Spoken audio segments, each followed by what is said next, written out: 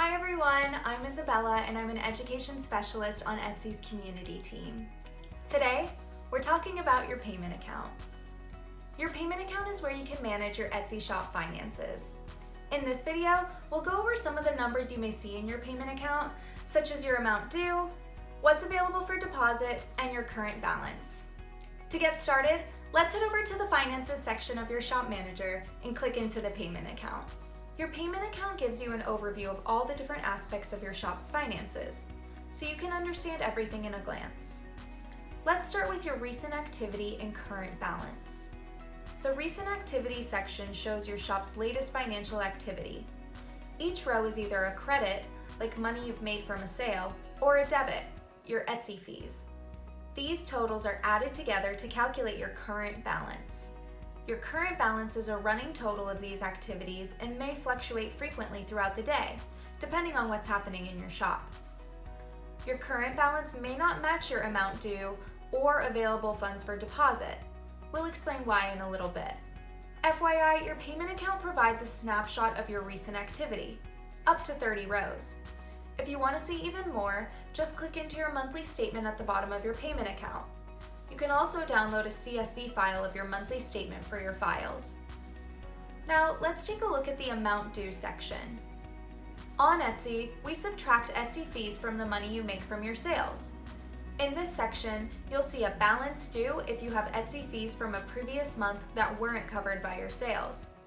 On the first of the month, if your current balance is negative, that's the amount you will need to pay to keep your shop in good standing.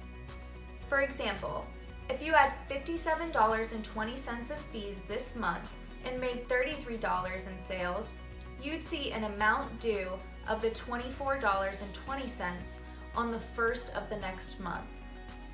If you pay your bill manually, you'll see a Pay Now button. Just click it to pay your balance. You can also enroll in auto billing where available and will automatically charge your card on file for any amount due on the first of the month or anytime you reach your fee threshold amount before the first of the month, which occurs if you have a negative balance greater than or equal to a predetermined amount, known as your fee threshold. One less thing for you to worry about each month. Finally, let's review the Available for Deposit module. When you have money left over or your fees are deducted from your sales, you'll have a positive balance. We call this Available for Deposit. When you make a sale, there can be a small delay before that money becomes available for deposit. Once that money is available, it'll be reflected in your Available for Deposit total. Because of this delay, your current balance can sometimes be more than your Available for Deposit total because it includes sales you've made that aren't available to be deposited to your bank just yet. You can check the Activity section of your monthly statement to see when a sale will become available. It's easy to see when and where you'll get your next deposit. At the top of your payment account, we show you your deposit schedule, which is how often you will receive automatic deposits, the date of your next scheduled deposit, and the bank account where we'll send your money. Let's say you make sales totaling $100 and you pay $21.84 in fees. Your Available for Deposit total would be $78.16. In this example, the seller has set up daily deposits, so the money would be sent to the bank account ending in 1234 on the next available deposit date. In some cases, you may need to meet a minimum deposit amount, which varies by country, to receive your funds. If you're a seller in the US on the daily deposit schedule, your Available for Deposit total must be more than $25 to receive your funds. If you have $6.52 available in your payment account, you won't receive a deposit just yet.